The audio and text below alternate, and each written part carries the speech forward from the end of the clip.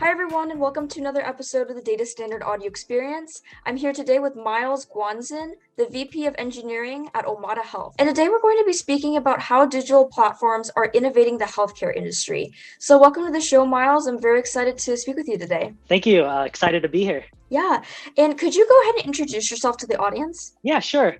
As Catherine said, I am the VP of Engineering at Omada Health. I've been in the tech industry for about 12 years now. And I started off working on hardware, so managing servers in server rooms prior to all the cloud services coming up.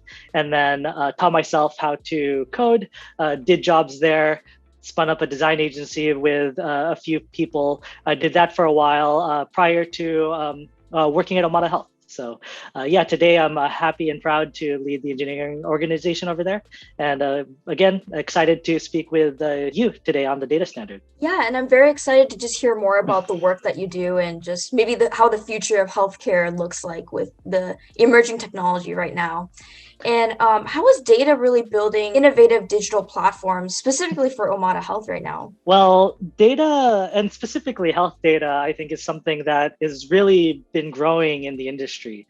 If you think about the data that your phone can capture, or thinking about how wearables, people with Apple Watches, Fitbits, everything, that's really taken off in the last 5 to 8 years. And so there's a lot of health. What we believe is that the more that we know about an individual, the better care that we're going to be able to provide.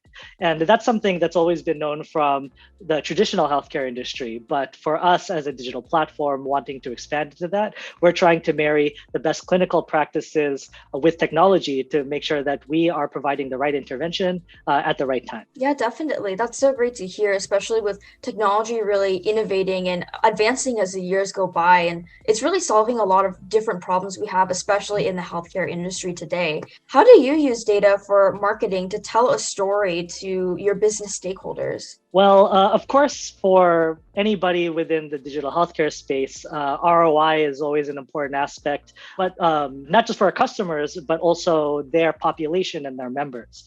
And something that I'm particularly proud of with Omada Health is that our clinical team really takes a diligent job in doing randomized clinical trials, other studies and white papers that get published in these medical journals, which is something that's unique because today you can slice the data in any type of way to really reinforce and say, oh, we have a higher ROI. But for us and what we promote, we have a lot of solid scientific data and analyses to show that we are a much more superior platform compared to other people in the market. Yeah, definitely. And why is it really important to both use quantitative and qualitative data? What kind of meaning can you extract from both sides? I love this question because it's something that comes up in our product and development organization all the time. And for me, I would say that when you only have one data point, that data point can tell any number of stories. But if you are looking at the right scope, the more data points that you have, the less number of different stories that you can tell, and the more likely you are to get to the truth. And so for when I'm thinking about quantitative and qualitative data, quantitative data is about saying, like, at scale, like, what are the patterns that I'm seeing? And qualitative data helps explain why you might be seeing that, because you might have hypotheses and based on what you're also seeing in different data patterns. But when you actually have a chance to talk to people and say, oh, well, why did you do it this way? Or tell me what you're thinking about this, it just gives so much more color into the problem that you're trying to solve. And the answer that you get to, I think, becomes a lot more effective when you look at it more holistically. Yeah, absolutely. And especially in this healthcare industry that you work in, is it ever difficult when you're working for the data collection process? Just because I've spoken to a lot of different people on the podcast, and one of the major issues that they have mentioned to me is just the high regulation, especially with the healthcare industry, since sometimes it's customer information, sometimes it's patient information. Is that ever something that's difficult to collect the data that you need to do your analysis? Oh, I mean, absolutely. The thoughts around HIPAA, I think, are great because if you really look at what they're trying to do, they're trying to protect patient data in a world where there isn't really good regulation, or prior to HIPAA, there wasn't a lot of good regulation around how you're supposed to control that. And so if you look at the requirements, a lot of it are really around best practices on, at least on the engineering side, how you deal with that data, how you handle it, and how you use it. Where I think a lot of people struggle is that when you think about like a lot of other business models, you don't really think about the consent forms that you have to provide in order to use that data in particular ways. And so, right, like we can't just sell your data to marketing agencies based on how your health plan or health treatment is going. Like that's not an ethical way of using that type of data. And so while it is challenging, I think it also fosters innovation because you have to be creative in ways on how you use that data and doing it in a way that allows you to be impactful, either in delivering care for that individual while without compromising their own health conditions, because a lot of those are generally even protected in even between like employers and employees. Yeah, absolutely. I completely agree. And great explanation. What do you think is your favorite part about your job and just the line of work that you do? Since I'm sure you're doing a lot of different things, you're speaking to a lot of different people on the engineering side, the business side, the higher ups. So, what do you think is your favorite part? Oh, favorite part? Ooh, that's a good question. I think for me, like, as a software developer by trade, when I'm always looking for opportunities, I always want to try to make an impact. And for me, that impact is helping people to some degree. And for Omada, like it was just a perfect, at least marriage for me when I found Omada as a company in its early years. I've been with Omada, I think, I don't know if I mentioned it earlier, but I've been with Omada for over 6.5 years now.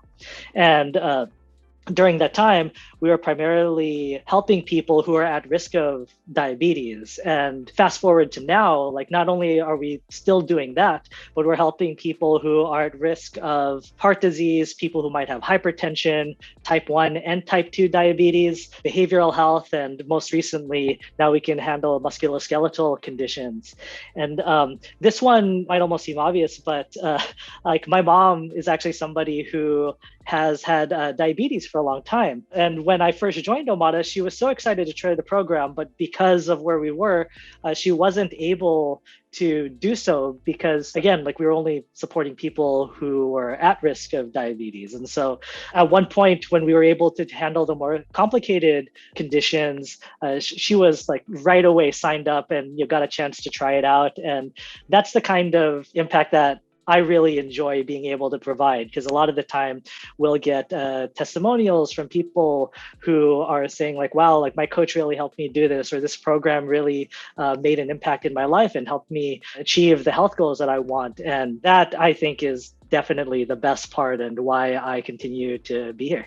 Yeah, and it's very clear in the things that you are mentioned that you're very passionate about this industry and just being able to make a difference and make an impact in everybody's lives in the healthcare industry. Mm-hmm. And with technology, since you're working specifically in the software side, the technology side, there's going to be a lot of advancements as the years come by. What do you think the future of healthcare will look like as technology really advances? Oh, well, I definitely think that it's going to go a lot more into the digital world. Like if you look at a lot of the things that are coming through in the industry, a lot more sensors and wearables are coming out so that people can do them at home.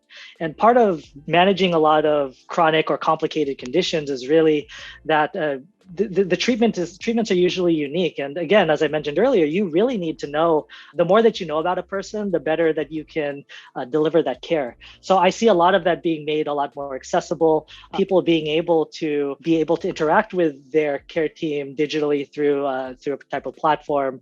And the type of data that we're talking about, I think we're going to see a lot more of that.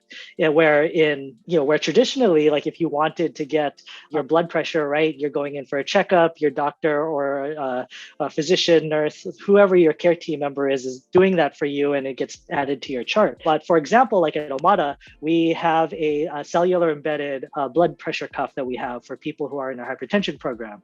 And what's nice about that is that when somebody takes their measurement, it automatically goes to our application. So people could do that at the cadence that makes sense for them. It's not only just when they're into a clinic or in an office. So I think easier access to your own data, being able to get more of that data in different ways is going to be, I think, what changes things. And I think we'll learn a lot. The healthcare industry for sure is going to learn a lot more about how to help people with not just these conditions, but I think like everything across the board.